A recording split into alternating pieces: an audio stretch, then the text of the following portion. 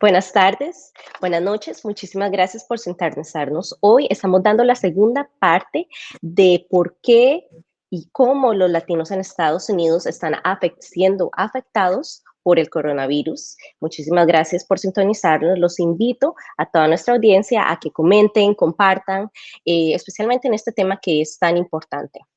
Antes de empezar, le quiero dar la bienvenida a la doctora Claudia Álvarez y al doctor Franklin Rocha, que nos acompañan hoy con este tema, desarrollando este tema tan importante. Muchísimas gracias. Buenas tardes, Rita. Buenas tardes. Muchas gracias por Buenas invitarnos. tardes. Laura, muchas gracias por asistir. Les quería dar un poquito de las cifras que están hoy, que fueron publicadas por el CDC o el Centro de por el CDC. Empezamos en Estados Unidos. Actualmente hay 4.405.932 casos confirmados de COVID y el total de las muertes en el país ha sido de 150.283. También las mujeres latinas están entre las más afectadas por la pérdida de empleo por el COVID-19. Sabemos de que en la cultura hispana se tiende a ser, la mujer juega un papel muy importante en los hogares. Según el Departamento de Trabajo, más de 1,8 millones de mujeres hispanas no tienen trabajos en los Estados Unidos. Florida reportó 345.612 casos de COVID. Este es el ambiente que se encuentra hoy. Estas son las cifras publicadas hoy.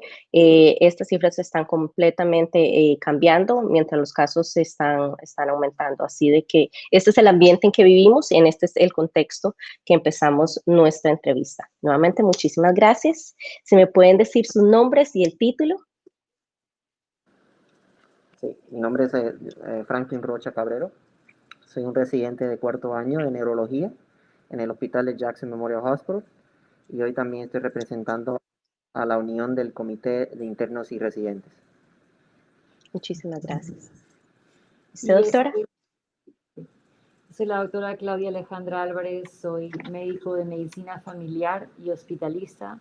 Trabajo en Jackson Memorial Hospital como una hospitalista y en Borinquen Medical Center como una médica de cuidados primarios y prevención. Muchísimas gracias. Ustedes están en el epicentro de todo lo que está pasando actualmente. Así que muchísimas gracias. Desde el punto de vista médico, ¿por qué cree que la población hispana se está infectando más con el coronavirus?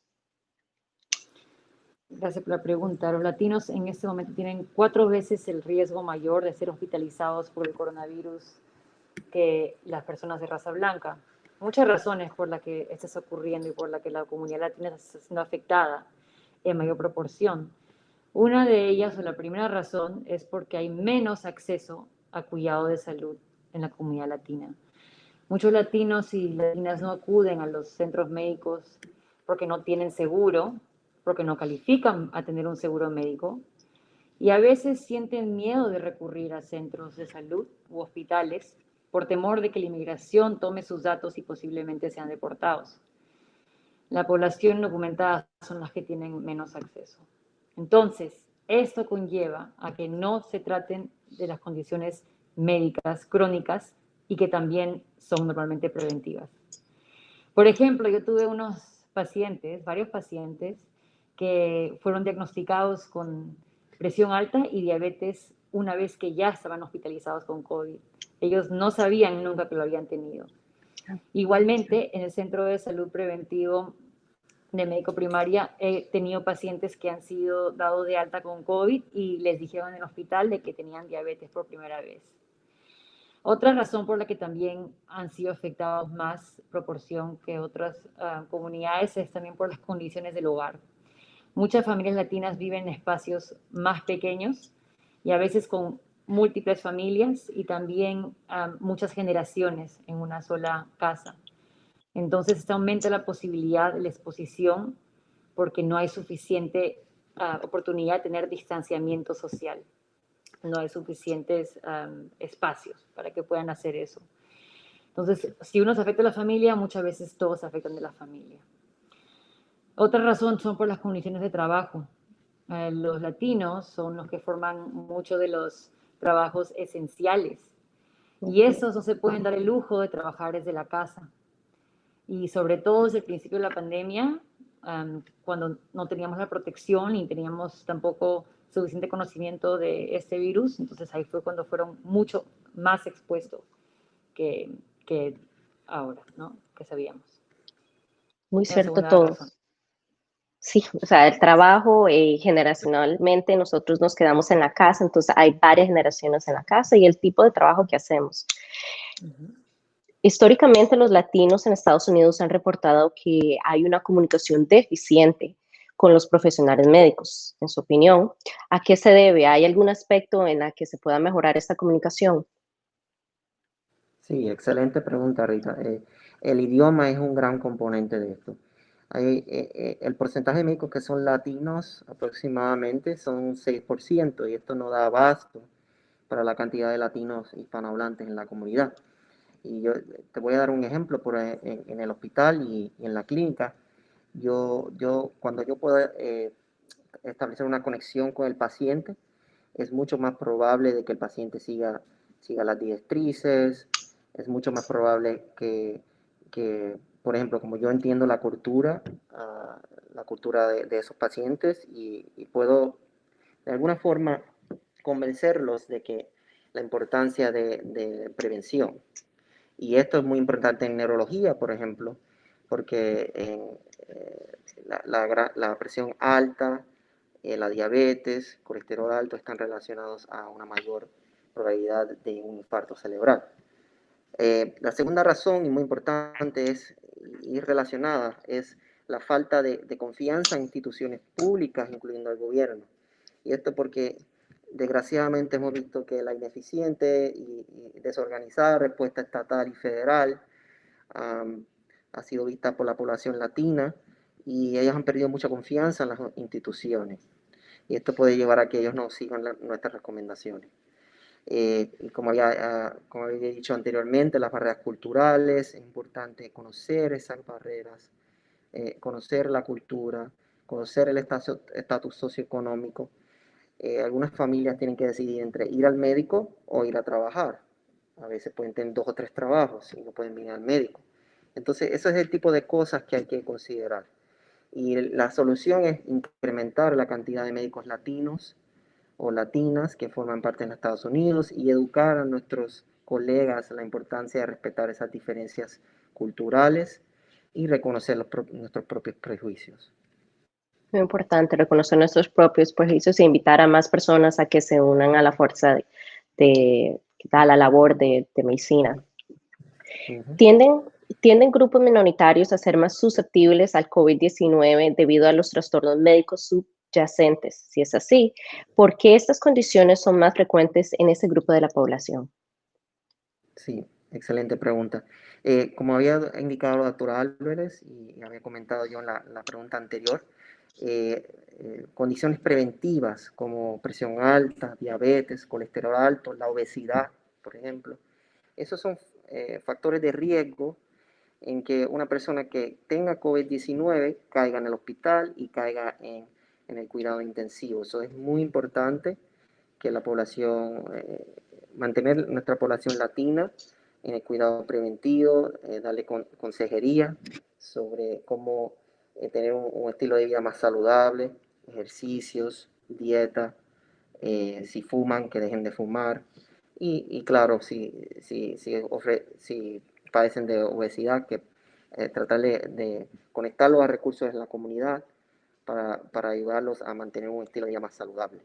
Y la otra cosa que quería enfatizar es que infarto cerebral, por un estudio en Nueva York, el 1% de todos los pacientes de COVID sufrieron de infarto cerebral Wow. y muchos de ellos tenían todas estas condiciones preventivas. Entonces, y muchos de estos pacientes terminaron con un curso más severo en el hospital.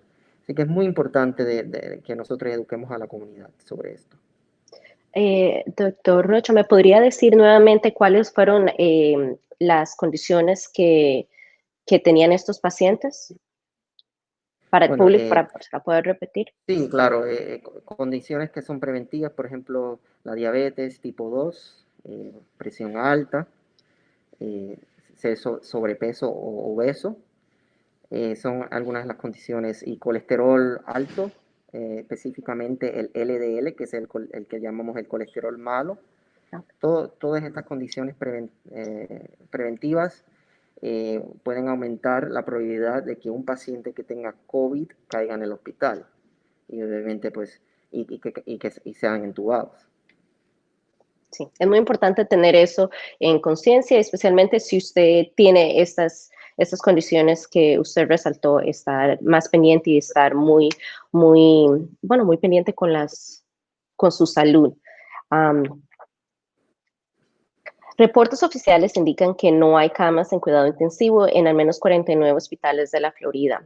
¿Cuál ha sido su experiencia en este ámbito?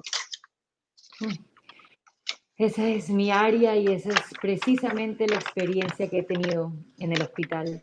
Sobre todo la última semana que estuve trabajando en el hospital, la cual fue la semana pasada. Fue muy difícil y tuve que estar con un paciente por casi 3 horas al lado de su cama porque mientras estaba hospitalizado en un piso regular, el paciente requirió que lo intubáramos inmediatamente. Una vez que ya estaba intubado en el piso regular, no había ni cama ni personal, es decir, enfermera que pudiera cuidar del paciente. Entonces tuvimos que traer al equipo de emergencistas, enfermeras y enfermeros avanzados del hospital para que pueda quedarse con la paciente y también conmigo mientras esperamos por una cama. Entonces fueron 3 horas que finalmente una cama se hizo disponible y pudimos entonces llevar al paciente. Al igual me pasó durante la emergencia que yo quería mandar a un paciente sospechoso de coronavirus a un piso intermedio, porque antes había el lujo de mandar a pacientes en piso intermedio y de ahí piso intensivo. Sin embargo, el personal me dijeron de que no había camas intermedias para pacientes con coronavirus. Entonces era alguien que califica para cuidados intensivos. Si es que hay cama, me dijeron que esa mañana en ese momento no habían camas y entonces tuve que mantener a mi paciente en emergencia hasta que se pudiera estabilizar un poco más y poder llevarlo a una cama regular. Entonces eso se vive en muchos hospitales, incluyendo en el nuestro. Sí, estamos tratando de convertir, el hospital ha convertido unidades que no eran de COVID, que eran neurología o que no eran de medicina, sino de cardiología intensiva, lo han convertido en cuidados intensivos designados para pacientes de COVID, ya que estamos no solamente con escasez de camas, pero también escasez de personal que pueda cuidar a las personas con cuidados intensivos. Claro, Así y que cierto. perdone, tal vez, bueno, no conozco muy bien, pero el piso intermedio entonces es un piso donde solo se ponen a los pacientes que están entre cuidados, ¿o cómo es el piso intermedio? Sí, es un piso en el que los pacientes tienen monitores que pueden tomar presión cada 2 horas, están con telemetría, con monitor cardíaco constante, pero también tiene un monitor para el oxígeno constante y presión también lo pueden hacer cada hora o cada 2 horas. Entonces tienen mucho más y tienen menos enfermeras también por paciente. Entonces hay un cuidado un poco más especializado, no suficientemente enfermo para ir a cuidados intensivos, donde se requieren una enfermera por 2 pacientes, pero por lo menos uno donde podemos monitorear al paciente de una manera más cercana. Claro. Entonces, para no llevarlos completo al cuidado. Ok. Muchas gracias por la aclaración. Claro que sí. Las siguientes preguntas me fueron enviadas varias veces por redes sociales. Una persona que ha sufrido hepatitis, ¿puede donar sangre después de haber sido afectada por el COVID-19? Bueno, la respuesta es que desgraciadamente una persona con hepatitis B, por ejemplo, no puede donar sangre. Eso sí, una persona que ha tenido COVID-19 sí puede donar el plasma de su sangre para que otros teóricamente se recuperen del coronavirus. Por ejemplo, en el Jackson Memorial Hospital, donde yo trabajo, tienen un programa con la Universidad de Miami de plasma convalescente, que es básicamente tomamos los voluntarios que han tenido COVID, ya sean empleados o pacientes, para poder crear un banco de plasma para poder donar a los pacientes. y eso ha sido efectivo, por ejemplo, en algunos de los pacientes para su recuperación. Okay. Entonces, si usted ha tenido COVID, pero no ha tenido otra condición, es bueno de que vaya a donar su sangre. Definitivamente lo necesitamos, la comunidad lo necesita. Y bueno, así que ya saben, quiero tomar un momento para decirle a Mel, a Ram Ruiz, a Miriam, a Alfredo, a Carlos, que muchas gracias por sintonizarnos. También, ¿cuáles son algunos síntomas que el paciente puede experimentar después de la recuperación del virus? Algunos síntomas, generalmente lo más comunes son los daños de los pulmones. Ese es uno de los más comunes, lamentablemente. Algunos pacientes han tenido que ser dados de alta con un tanque de oxígeno para que se lleven a su casa. Otras veces, otras secuelas son simplemente la disminución de función pulmonar. Eso quiere decir que probablemente no necesiten oxígeno a la hora de salir del hospital, pero la función cardíaca y pulmonar, la resistencia que tenían para hacer las funciones como físicas que hacían antes, como correr o caminar o agarrar cosas pesadas, tienen menos función de aquella. Entonces van recuperándose de manera mucho más lentamente. Lamentablemente hay algunos casos en que las personas tienen que ser referidas para trasplante pulmonar, perdón. Y hasta ahora no se ha llevado a cabo nada de eso, pero se han estado ya viendo en clínicas de trasplante pulmonar. Esas son una de las más comunes por el momento que hemos visto, pero de todas maneras no es la más común de las pacientes que tienen COVID, solamente son pequeño porcentaje que tienen más severas las secuelas y consecuencias, eso es todo.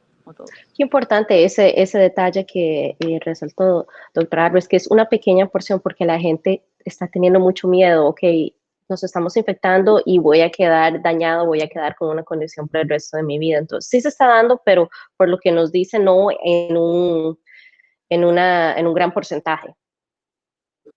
Correcto, no. Muy bueno saberlo. ¿Cómo está el personal? No, me falté uno. El personal con la... Sí, dígame. Sí, ¿le puedes repetir la pregunta? Claro, con mucho gusto. ¿Cómo está el personal médico lidiando con la fatiga del trabajo excesivo, como se le conoce en inglés, el burnout? Sí, bueno, eso es una buena pregunta porque ya hemos estado tres meses en esta pandemia y obviamente ya se está viendo que los médicos, los trabajadores sociales, las enfermeras están trabajando muy fuerte en el hospital y hay muchas cosas que están ocurriendo. Tenemos muchos recursos virtuales que están disponibles a través del programa que se llama el Programa de Asistencia al Empleado, que eso es a través del Hospital de Jackson.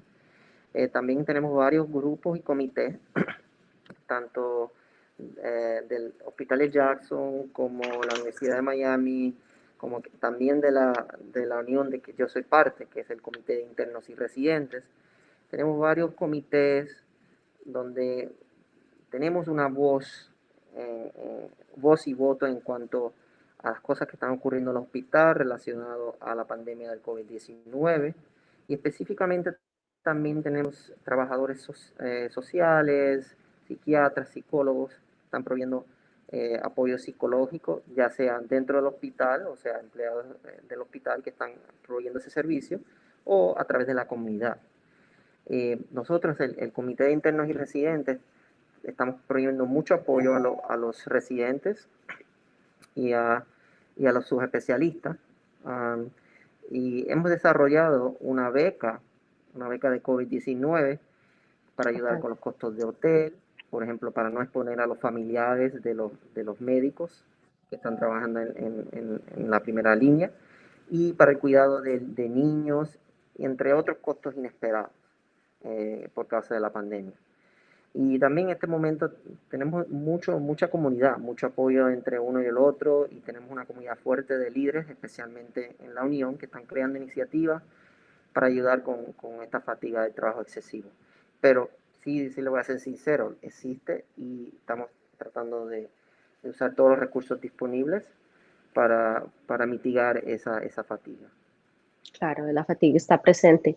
Y de esos recursos que usted mencionaba sobre la beca para los profesionales médicos que no están, para que no vayan a la casa y no los expongan a los seres queridos, ¿cómo pueden saber más, tal vez si hay alguien que nos esté sintonizando y esté interesado y califique, claro, dónde pueden referirse a algún tipo de información al respecto?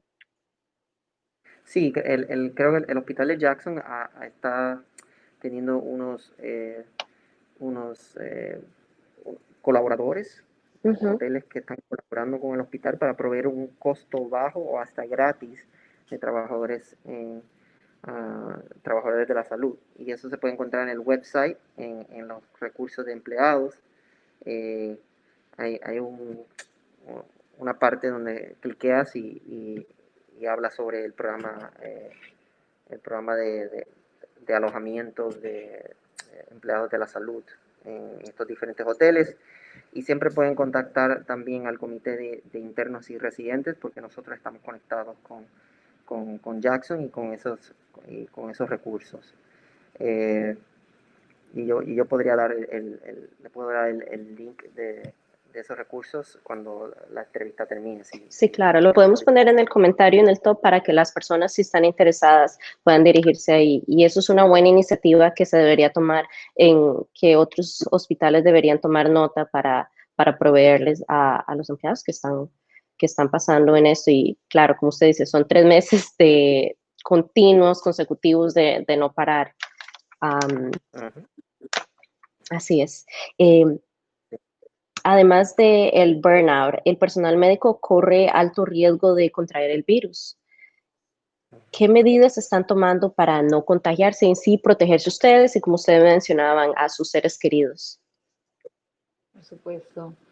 Bueno, felizmente en el hospital nos están proveyendo de una de las maneras más importantes de poder protegernos cuando estamos lidiando con pacientes de COVID, y eso es el equipo de protección personal, lo cual incluye el N95 y no un escudo, pero algo para poder tapar, el protector de Uh-huh. ojos, perdón.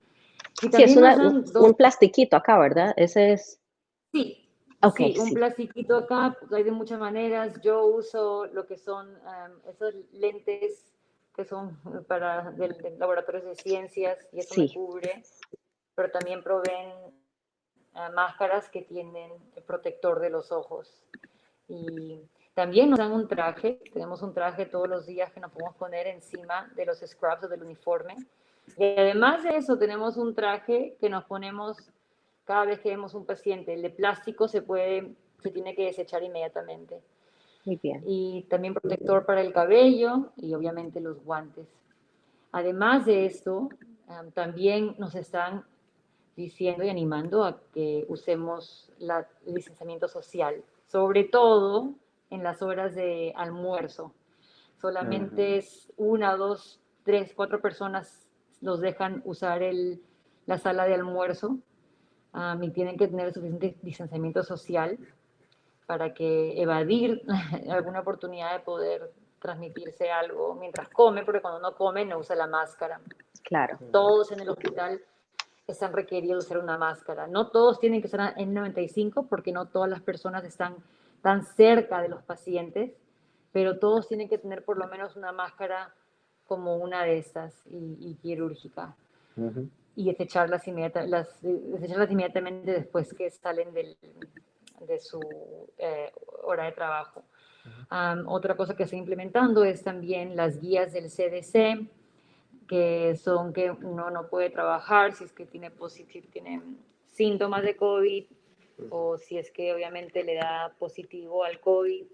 Esa es otra de las maneras como hemos estado cuidándonos. Gracias a Dios, he estado 4 meses tratando pacientes con coronavirus y no he tenido ningún tipo de síntoma, y qué cuando me he hecho bueno. la prueba ha sido negativo.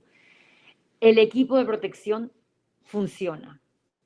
Me siento muy segura yendo al hospital, ya que todos están usando una máscara y tenemos suficiente equipo de protección personal. Uh-huh. Y de esa manera es como nos cuidamos. ¿no? Y de esa manera, con la contribución de todas las personas, es como nos podemos mantener saludables. Le voy a decir algo, Rita, muy interesante, y es que ha habido personal que ha sido infectado con coronavirus, pero no todos han sido, no sé si puedo decir la mayoría, pero no todos han sido porque han lidiado con pacientes de coronavirus sin usar protección, porque hubo un tiempo en el que sobre todo cuando comenzamos, que no se sabía realmente cuáles son los mejores equipos de protección. Pero le voy a decir que algunas maneras como se han contagiado personal de salud es por la comunidad y por contacto con otras personas fuera del hospital. Eso es como ha sido. Entonces, gracias a Dios, me siento muy segura trabajando en la clínica y en el hospital.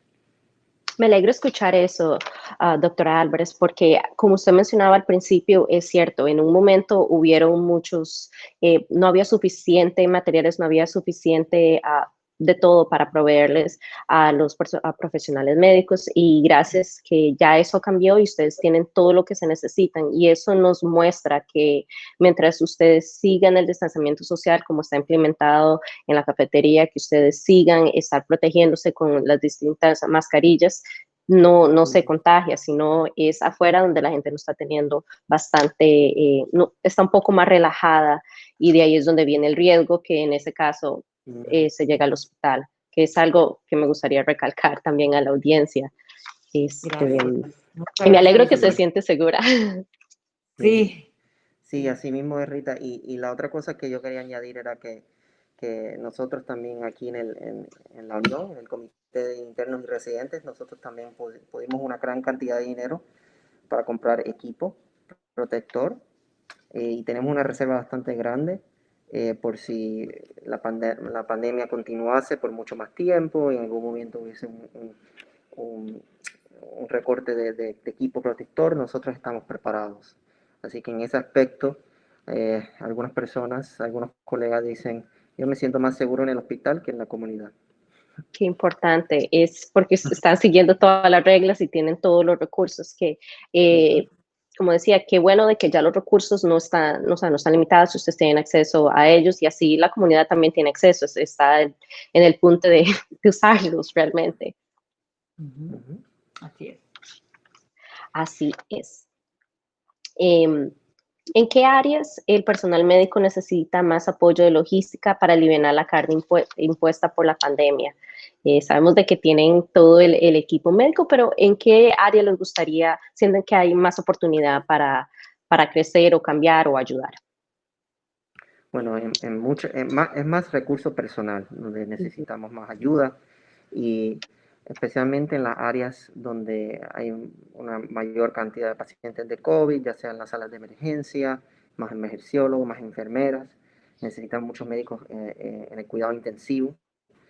Por ejemplo, en mi hospital expandieron mucho de las áreas que no eran de cuidado intensivo, se convirtieron en cuidado intensivo. Entonces ocurrió una expansión también de hospitalistas, de técnicos de enfermera, de terapistas respiratorios. Realmente, gracias a Dios, pudimos contratar más personal, y con eso hemos podido lidiar con la gran demanda que han habido en las últimas 2 o 3 semanas, después de que hubo un gran aumento de los casos. Las buenas noticias es que aun cuando los casos están bastante altos, ¿cómo se dice? El hospital no está sobrecargado, en el sentido de que no está en el punto como estuvo los hospitales en Nueva York, donde todos los profesionales de la salud empezaron a enfermarse, y entonces ya no había suficiente personal. Nosotros, gracias a Dios, hemos tenido suerte en ese aspecto de que no tenemos mucho de nuestro personal enfermo, pero claro, siempre estamos preparados para lo peor, y lo importante es, pienso yo y mis colegas, que lo importante es que mantengamos una reserva de recurso personal, realmente. Claro, me alegro escuchar de que el caso no se ha llegado todavía a lo que pasó a los principios en el estado de Nueva York. Lian y Miriam Rojas, muchísimas gracias por sintonizarnos. ¿Les gustaría añadir algo más que tal vez no le hayan preguntado? Y también si me pueden dar los recursos de las organizaciones con que trabajan. Claro que sí. Bueno, me gustaría añadir algo muy importante. Una cosa primero, quiero recalcar que lamentablemente ha habido mucha propaganda falsa en los medios de comunicación, incluyendo las redes sociales, sobre esa pandemia del virus. Ha habido mucha información que no es correcta, diciendo que el virus no existe, que es como la influenza, que las máscaras matan a las personas y que no se puede respirar. Claramente estoy en una entrevista con esa máscara y estoy respirando muy bien. Y les quiero decir de que este virus existe. El origen pueden debatirlo, pero está con nosotros y vive con nosotros. Lo que usted dijo, Rita, de que la mayoría de personas no tienen consecuencias tan severas, no tienen que ser hospitalizadas la mayoría de personas. Muchas personas que llevan el virus no tienen ningún síntoma, pero esa es la razón por la que el virus es tan contagioso. Si fuera un virus de alta mortalidad, entonces no habría tanto contagio, porque las personas que tienen el virus, entonces perecerían y ya no hay manera de transmitirlo. Por eso es que otros virus no han podido ser propagados tanto como el Ebola y el SARS, Middle Eastern SARS.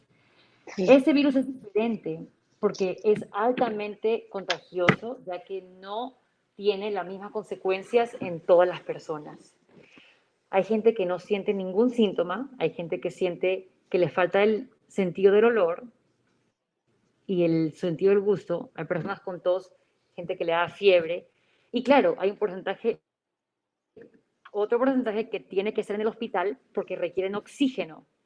Hay un porcentaje menor de que requieren ser intubados en cuidados intensivos y otro porcentaje menor que no llegan a sobrevivir el virus. Eso simplemente es un juego de números. En cuanto más personas sean infectadas, el porcentaje, aunque sea el mismo, va a incrementar los números. Como este virus está creciendo de manera exponente, así increíblemente, por eso es de que tenemos ahora más demanda de camas, de hospital, de capacidad de cuidados intensivos. Y una cosa, una manera como podemos parar el virus es usando la máscara. Importante. Esa es una de las maneras más importantes, mayores, en las que todas las personas de la comunidad pueden tomar para poder salvar la vida de todas las personas de la comunidad, de su familia, de sus amigos. Yo pediría a la comunidad que usen la máscara aun cuando vayan a ver a sus familiares en otras casas, si tienen que estar en algún tipo de contacto con otra amistad, por más que no sea el área laboral, usen una máscara, porque esa es la manera como mis pacientes hoy en día se han estado contagiando. Porque han ido a la iglesia o porque se han ido a reuniones grandes y la mayoría porque se han reunido durante un evento con los familiares o porque mamá, hijo, hermano, primo, alguien que visité lo tenía. Entonces, solamente porque es su familia o su amigo cercano no quiere decir que no van a tener el virus, que no son portadores. Y la máscara es cuestión de acostumbrarse. 10, 12 horas estamos con la máscara nosotros trabajando. Y la máscara se ha usado por años durante cirugías prolongadas. Claro. No es cierto de que no se puede respirar durante la máscara. Y actualmente yo he hecho ejercicios con mi máscara también y es posible. Así que, por favor, no sigan escuchando la propaganda falsa de que ese virus no es cierto y que para que la máscara nos mata, que respirar el dióxido de carbono, no es así. Los poros del oxígeno y el dióxido de carbono son mucho más pequeños que el virus. Por ende, los poros del oxígeno y dióxido de carbono sí están pasando por la máscara. El que no está siendo transmitido es el de nuestra propia respiración del virus, ¿no? De nuestro propio, el estornudo, lo que es la tos, o cuando hablamos, a veces ciertas letras hacen que salga algún tipo de Gotitas. saliva más que otros. Ujú. Entonces, aún seguimos respirando oxígeno y eliminando dióxido de carbono. No estamos ingiriendo ni nuestro propio virus ni dióxido de carbono. Así que, por favor, para poder salvar más vidas, urjo a las personas que usen la máscara y que no le tengan miedo al virus, sino que le tengan miedo a la información falsa que están dando muchas personas, sobre todo las personas que no son expertos del ámbito de salud, que no son médicos, no son científicos y que quieren esparcir sus propias teorías. Ya hemos visto casos de personas que han lamentablemente desafiado las órdenes de máscaras y pensaban que el virus no era cierto y lamentablemente esas mismas personas han muerto porque no quisieron pedir ayuda y no quisieron creer de que era verdad y no tomaban precauciones con el virus. Ese es uno de mis mayores mensajes que yo decir. No le tengan miedo al virus, no le tengan miedo a la, perdón, no quiero que entren en pánico cuando alguien entre en virus. Simplemente sigan las instrucciones que deben seguir, que es que manténganse en casa, manténganse en cuarentena. Si sienten algún tipo de falta de aire o dolor de pecho, acudan a la sala de emergencia. Sin embargo, siéntanse bien, seguros de que la mayoría de personas sobresale ese virus. ¿Ok? Y, Importante. por favor, el uso de la máscara es una de las partes más importantes de poder pelear este virus y siguiendo la cuarentena. Muy Así. importante. Muchísimas gracias por recalcar eso. Sí, y para darle seguimiento a lo que está hablando la doctora Álvarez, hay unos diagramas que muestran personas que tienen una máscara versus personas que no tienen una máscara. Si la persona que no tiene máscara, por ejemplo, tiene el virus y puede ser que no tenga síntomas, ya hay una probabilidad de entre 30 y 40% de contagio. Si las dos personas están usando máscara, eso baja a un solo dígito, a menos de 10%. Es más, hasta 5%. Y si estás teniendo distanciamiento social, entonces la probabilidad baja casi bien cerca de cero. Entonces, eso reenfatiza la importancia de la máscara, la importancia del distanciamiento social, la importancia de, si mi vecino no tiene síntomas, él está bien, eso no significa nada. Cualquiera de nosotros podría estar cargando el virus y no saberlo. Y esa es la parte, ese es el mensaje importante. No puedes confiar. Hasta los mismos familiares pueden haber agarrado el virus, a lo mejor una visita que fueron a una casa nueva, a un lugar nuevo, nadie nunca sabe. Entonces, es muy importante que esta es la medida más importante para prevenir el contagio en la comunidad y es la mejor manera de ustedes decir, de la comunidad, decir gracias a los médicos, porque mientras menos contagio haya en la comunidad, menos pacientes van a ir a la sala de emergencia y menos recursos hay que usar en los hospitales. Entonces, este mensaje es muy importante. Sí, quería también, gracias, doctor Rocha. Actualmente en Jackson Memorial Hospital teníamos 410 personas ingresadas con el coronavirus.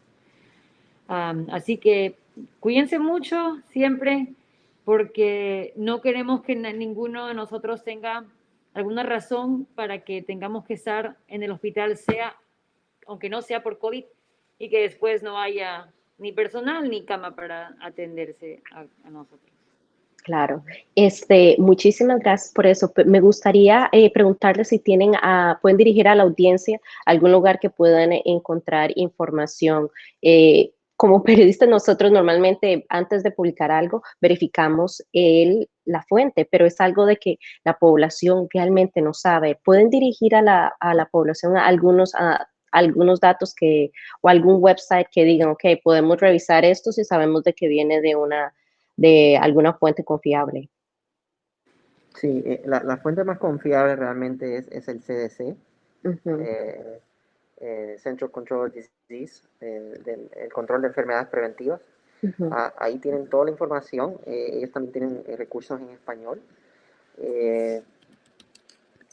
para dirigir a las personas en cuanto a cuáles son las medidas preventivas que tienen que tomar, si sospechan que pudieron ser expuestos o contagiados con pacientes con COVID, y también cuando realmente deberían acudir al hospital. O sea, no todo el mundo que tenga síntomas tiene que ir al hospital necesariamente, pero por ejemplo, si estás corto de aire, si sientes dolor de pecho, esos son algunos, o si estás respirando fuerte, o sea, respirando rápido, o si te taquicardia, cosas así, esos son algunos síntomas que pueden indicar que deberías visitar la sala de emergencia. Y en cuanto a la información sobre cuán efectivas son las máscaras y todas esas cosas, también se pueden encontrar en esos en ese website. El otro lugar para encontrar información es el Departamento de Salud de Florida. También tiene recursos en inglés y en español. Y ahí pueden encontrar información relevante sobre cómo prevenir el virus y qué hacer si tiene síntomas del virus. Sí. El CDC, que está en recurso en español, y el Departamento de Salud de la Florida. Y claro, si nos ven de otro estado, cada estado tiene su departamento y la información tiende a estar categorizada por condados y por ciudades, que tienen que hacerlo de la información que venga del gobierno y venga de fuentes confiables. Sí, eso es muy importante. Tienen que venir de una fuente, de una fuente médica. Como dijo la doctora Álvarez, hay que tener mucho cuidado con la información que haya, por ejemplo, en Facebook, cosas que no vengan de una fuente confiable, porque eso puede llevar a propagación de información falsa, que lo que hace realmente es ayuda a propagar el virus, irónicamente, porque las personas empiezan a descuidar, empiezan a creer en teorías que son falsas y bajan la guardia. Eso realmente debe ser un recurso que venga de una agencia respetable de gobierno o una organización sin fines de lucro, una organización médica, como lo son la Asociación Americana del Corazón, cosas así. Tienen que ser organizaciones que son corridas por instituciones y por líderes médicos y que están basados en evidencia científica, que están basados en estudios científicos, no en teorías. argumentos emocionales o políticos, por decir así. Claro. Bueno, si quieren tener alguna red social, ya sea de organizaciones que les gustaría decir. Sí, sí, bueno, una de ellas es el Comité de Internos y Residentes, es CIR.org, y está también el CDC, y SEIU, que es la institución, es básicamente la organización sombrilla, la organización grande que está encargada de defender los derechos de los trabajadores, tanto trabajadores de salud como enfermeros y otros trabajadores, servidores públicos. Y también tenemos bueno, el Departamento de la Florida, de Salud de la Florida, entre otros. Y dejar que la doctora Álvarez también diga su... Díganos, doctora. Solamente quería dar un recurso más para las personas que no tienen seguro y las personas que son indocumentados y también las personas que están bajo la protección temporaria. Me parece que algunos de ellos tienen temor de acudir al centro de salud y por favor no lo tengan porque no tenemos, si no dejamos a ICE que entre a ningún lugar del centro médico, ni clínicas, ni hospitales.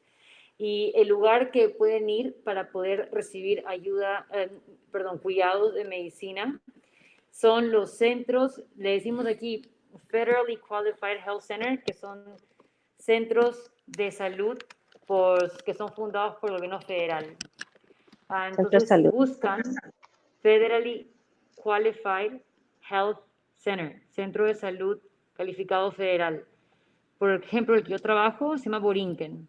No tienes que tener seguro, aceptamos todos los seguros y cómo uno paga es dependiendo de cuánto uno gana. Todas las personas pueden acudir a cuidados de salud preventivos y hay bastantes otras, no solamente la de Borinquen, que es Miami, pero el Buen Pastor en Broward, por ejemplo, es otro.